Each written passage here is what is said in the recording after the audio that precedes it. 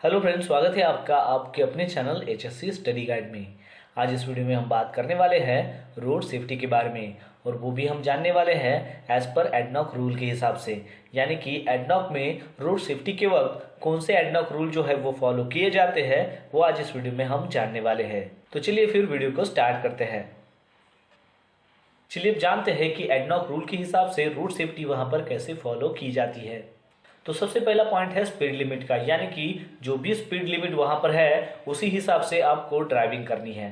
फिर उसके बाद का सेकंड पॉइंट आता है कि ड्राइविंग के वक्त आपको सीट बेल्ट का इस्तेमाल करना है और व्हीकल के अंदर में आपको स्मोकिंग नहीं करनी है। फिर उसके बाद का थर्ड पॉइंट है कि व्हीकल की डेली जो इंस्पेक्शन चेकलिस्ट है उसको भरना अनिवार्य है।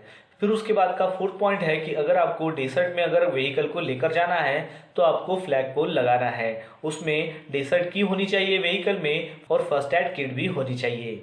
फिर उसके बाद का पॉइंट है कि व्हीकल के अंदर आईवीएमएस होना चाहिए। आईवीएमएस यानी कि इन व्हीकल मॉनिटरिंग सिस्टम।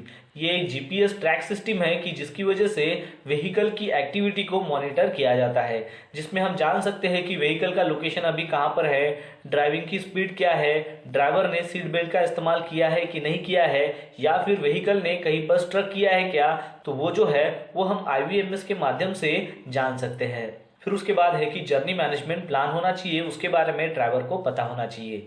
यानी कि समर में शाम को 8 बजे के बाद और विंटर सीजन में शाम को 7 बजे के बाद जर्नी मैनेजमेंट प्लान ड्राइवर के पास होना चाहिए। अगर वो नहीं है तो आप ड्राइविंग नहीं कर सकते हो। फिर उसके बाद है स्पीड लिमिट। एसफाल्ट रोड पर 100 की होनी चाहिए। 80 की जो है वो स्लोप के ऊपर आप यूज कर सकते हो। टर्निंग के लिए आप 40 की स्पीड इस्तेमाल कर सकते हो। जहां पर गच रोड है वहां पर भी आप 40 की स्पीड का इस्तेमाल कर सकते हो, और जहां पर सैंड एरिया है वहां पर आप 20 से लेकर 30 की जो स्पीड है वो इस्तेमाल कर सकते हो। तो ये जो स्पीड लिमिट है ये एडनॉक के हिसाब से है। अगर आप जिस कंपनी में काम कर रहे हो वहां की जो भी स्पीड लिमिट कंपनी के मुताबिक है या फिर नॉर्म के मुताबिक है तो वो आपको वहां पर फॉलो करनी होती है।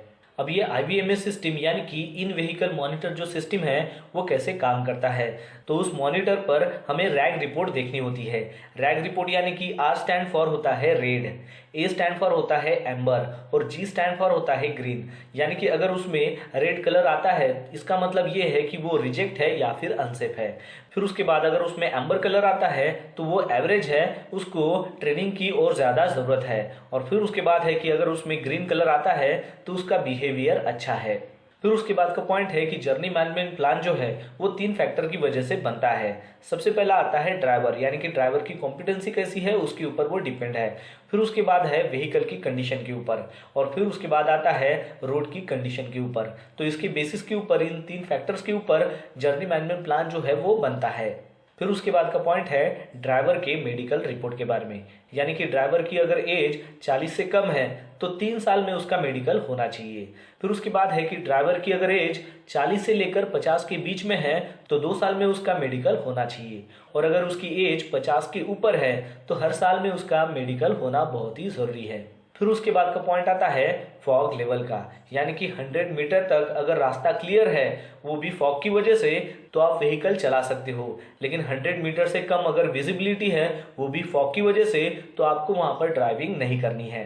तो ये जो सारे पॉइंट्स है ये एडनॉक में रोड सेफ्टी के लिए फॉलो किए जाते हैं।